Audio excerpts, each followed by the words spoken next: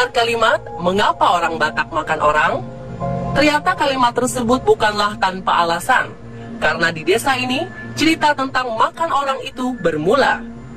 Desa Ambarita atau Huta Sialagan terletak di Pulau Samosir.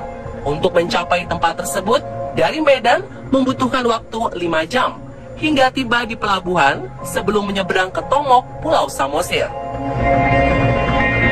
Hampir 400 tahun yang lalu, Raja Sialagan membuat suatu sistem persidangan atau biasa disebut parsidangan oleh masyarakat Batak. Di tempat inilah Raja bermusyawarah, memutuskan suatu perkara atau memberikan hukuman pada terdakwa. Tak hanya Raja, sidang tersebut dihadiri oleh raja-raja lain yang mendapatkan undangan.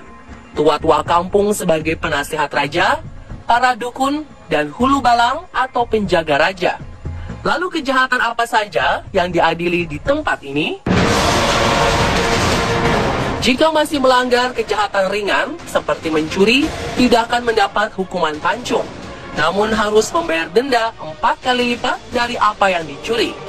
Bagaimana jika tidak mampu membayarnya? Maka pencuri tersebut akan menjadi budak raja atau hatobannya raja. Bagi yang terlibat dalam kasus pembunuhan dan pemerkosaan, keputusan berada di tangan para tua-tua kampung, bukan raja, karena raja hanya mengesahkan. Tetapi jika ada seseorang yang melakukan kejahatan benar-benar tidak dapat dimaafkan oleh raja, seperti pengkhianat kerajaan, panglima perang musuh yang tertangkap, dan orang yang mencoba mengganggu keluarga atau istri raja, hukumannya adalah pancung. Sebelum dipancung, tersangka akan dipenjarakan terlebih dahulu di penjara warga Batak yang konon terletak di bawah rumah raja. Pada umumnya, di bawah rumah raja adalah tempat para binatang dipelihara. Artinya, ketika ada seseorang yang tidak dapat dimaafkan oleh raja, dianggap sama seperti binatang. Setelah dipancung, raja akan bertanya, siapa yang mau memakannya? Karena di mata raja, ia bukan lagi manusia. Namun khusus untuk jantung dan hati, biasanya akan dipersembahkan untuk raja dan orang-orang berilmu, seperti para hulu balang dan raja lain yang menginginkannya. Lalu mengapa mereka mau memakannya? Dipercaya dengan memakan anggota tubuh manusia akan menambah ilmu kekebalan dan ilmu sihir yang dimiliki. Dengan adanya hukuman mati hingga kanibalisme ini digunakan raja untuk menjaga eksistensi dan kewibawaan kerajaan. Sehingga jika ada seseorang yang ingin berbuat kejahatan, akan berpikir berulang kali. Hukuman ini akhirnya berakhir pada awal abad 19 dengan ditandai datangnya para misionaris dari Amerika, Belanda, dan Jerman yang membawa agama dan kemudian diyakini oleh Raja Sialagan. Saat memasuki kawasan Huta Sialagan juga harus memenuhi beberapa pantangan, seperti tidak boleh berbicara kotor dan keluar masuk pada pintu yang sama sesuai dengan tradisi orang Batak. Kejadian-kejadian aneh juga pernah terjadi di tempat ini. Ada juga ya tamu-tamu di sini suka bandel ya, karena dekat dia keluar dari sana. Padahal sudah kita ingat, tolonglah ya.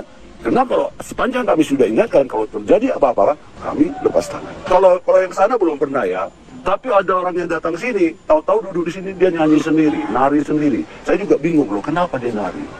Ternyata cek punya cek, ya, periksa punya periksa. Ternyata dia tuh sebenarnya turunan dari sini dan merantau dan tidak pernah datang kemari setelah besar, bahkan orang tuanya.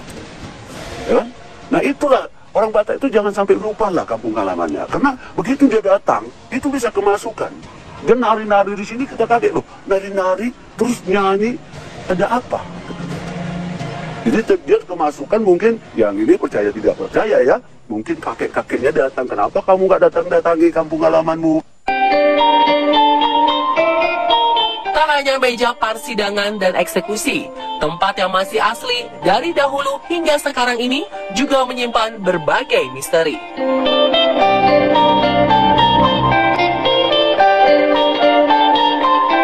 Pohon hariara yang berada persis di samping batu persidangan ini merupakan pohon generasi kedua dan telah berusia 100 tahun.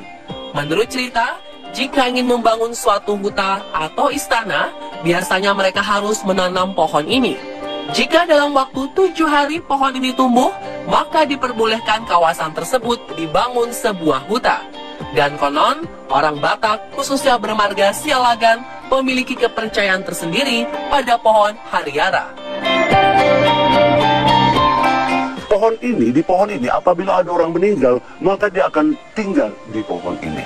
Yang warganya, artinya kalau di Sialagan, ya roh-roh orang Sialagan yang meninggal akan tinggal di sini.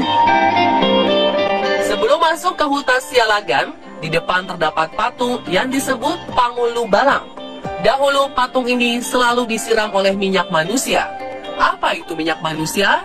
Dan apakah makna di balik patung tersebut? Apa sih minyak manusia? Ternyata itu adalah, jadi kalau ada bayi meninggal, dia itu digantung atau diletakkan dan ditampunglah cairan yang jatuh ke bawah. Itulah yang katanya disiramkan ke patung itu, sehingga dia mempunyai kekuatan. Kalau orang mau coba-coba buat kejahatan, lalu ditangkal sama bulu balang itu. Saat berada di Pulau Samosir, Anda akan tidak asing dengan 3 warna yang banyak menghiasi setiap sudut tempat, yakni warna merah, putih, dan hitam.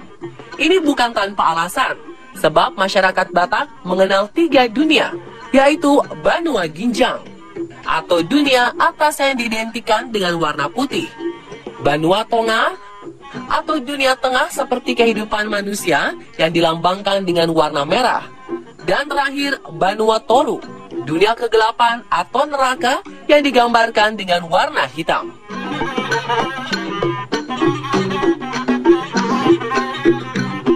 Menurut Bapak Gading Johnson Sialagan, tugu perkumpulan keluarga Raja Sialagan ini berisikan tulang belulang keturunan Sialagan. Pada bagian paling atas adalah tulang belulang milik Raja Laga Sialagan, raja pertama Huta Sialagan. Bagian kedua adalah keturunan raja, dan yang ketiga adalah pembusukan. Banyak orang yang datang ke sini, terutama keturunan Sialagan, yang tidak mengenal asal-usulnya mengalami kejadian aneh, seperti kemasukan roh nenek moyang. Maka dari itu, Bapak Gading Johnson Sialagan, selaku penguasa huta, biasanya akan meminta orang tersebut untuk bertapa di tugu ini untuk mengetahui asal-usul keturunan.